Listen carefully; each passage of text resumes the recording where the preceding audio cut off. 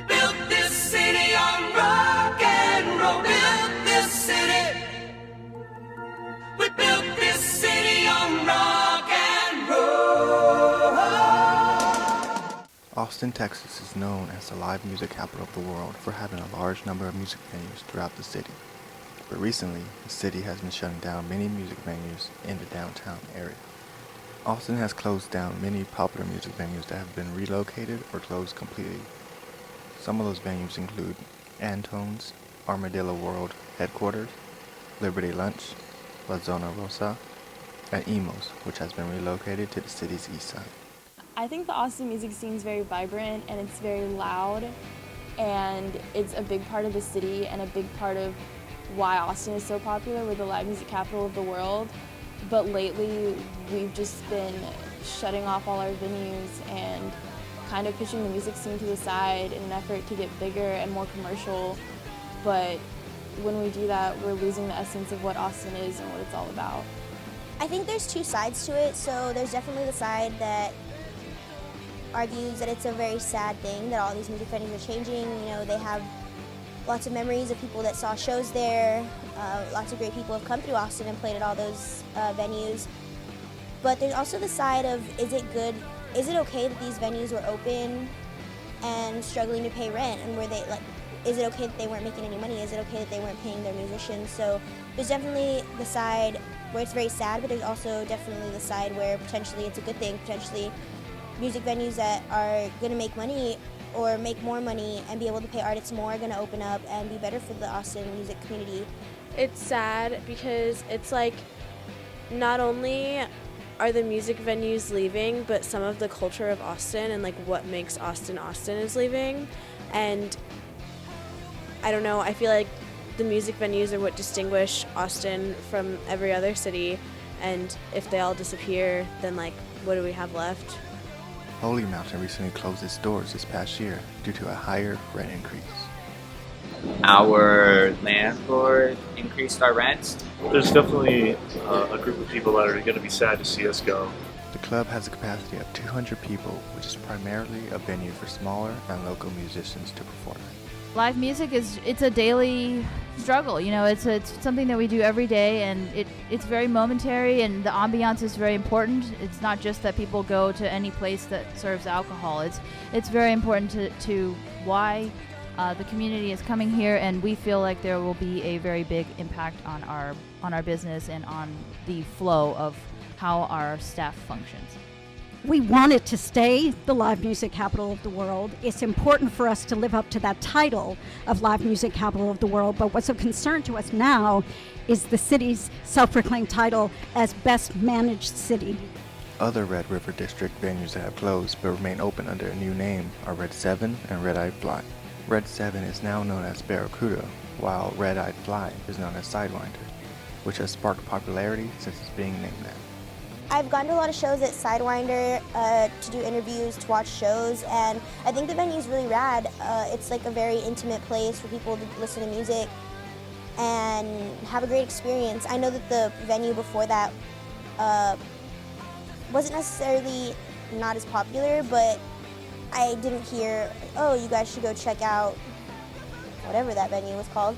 But now a lot of people are like, oh, they're at Sidewinder and it's a really great place to like listen to music. And I think that's also important. If changing the name of a music venue results in the music venue being 10 times better for the purposes of listening to music, why not? Yeah, it's really sad for the owners and for the memories we made at the original music hall, but things have to change. I'm not necessarily concerned with the name changes. Like, as long as they're still music venues, that's cool. A major music venue that will also be closing in the next year is the Austin Music Hall. The music hall will be replaced by a 28-story office building, which is set to be ready by the end of 2017. I went to Austin Music Hall for the 1975 last year, and I really loved the venue. I thought it had a good setup. It had a balcony, so you could like stand up there and totally see the stage, and then it had this big open space where you could just kind of rock out. I really like Austin Music Hall, and there's some really good memories there, and I think that one especially is really sad since it's not, like I said, it's not going to be a music venue. It's just going to be like a business or something. And so it's like you can't even go over there to like jam to some good music. You can go over there and like sign some papers. In 2006 and 2007, it was renovated and expanded that cost at least $4.5 million. Near Cheer Up Charlie's and the Mohawk music venues in the Red River District will be a Hyatt Hotel. And they are trying to build a parking lot right next to the venues. The Hyatt moving into the Red River District and their desires to make such drastic changes to one of their neighboring spaces with little input from the actual tenants makes me fear for the further dissolution of our music community. Hyatt Hotels have already moved plants, rocks, and placed a fence near the venues to start on its construction. And now another hotel wants to shut down part of their bar for up to a year and a half and take a part of it away to build a parking garage is truly upsetting. A well-managed city does not go in and take over a vacated alley that's been occupied for 10 years without talking to the stakeholders.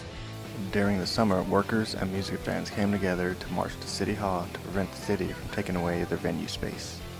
It's tiring to see yet another hotel move into the music district, yet show little respect for the actual venues and musicians who made this real estate appealing in the first place. Cheer Up Charlie's only has 3 more years on their contract with an option to renew. Hole in the Wall was also set to close down earlier this year, but the owners renewed a lease that would give them 5 more years of live music on the drag. Local music festivals in Austin such as South by Southwest, Fun Fest, and Austin City Limits are all being affected by some of the venue closures. I think it has an effect. I wouldn't necessarily say it like completely ruins it though, because there's so many other places for like artists to play. ACL and Fun Fest both have night shows that fans can go to after the festival is over for the day. You know, we've had to roll with the punches and relocate certain shows. The venue that's previously been Red 7 is actually being utilized for nights programming this year, and later reopening as a club, so we hope to continue to work with them. We're just having to make adjustments here and there, for sure, but we're making it work.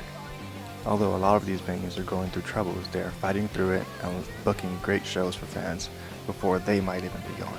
Because the city is very big on the culture and selling the culture. Now we just want the whole process to be respected and the culture to be respected as well. Downtown music venues aren't the only venues that are closing down. In 6 to 15 years, the historic Frank Owen Center will also be closing down to make room for the Dell Medical School. But until then, Austin will continue to live up to its name of the live music capital of the world and rock on.